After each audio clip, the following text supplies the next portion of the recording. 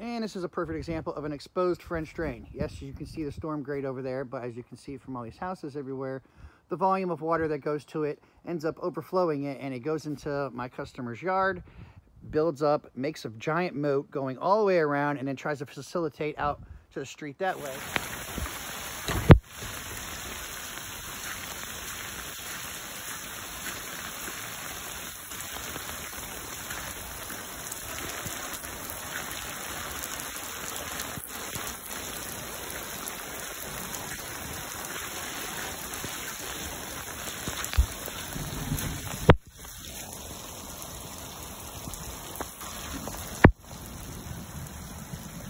Instead of destroying his yard, it's going to go straight into the French drain and go out to the street this way.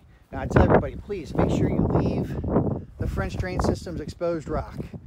When you have it exposed rock, it works 100% efficiently. When you go ahead and put sod or anything else back over it, it drops down to 70–80% efficiently. Will it still work? Sure, but this gets the water away the quickest, as there is no particulates or dirt, sod, or anything that has to travel through to get into the French drain system.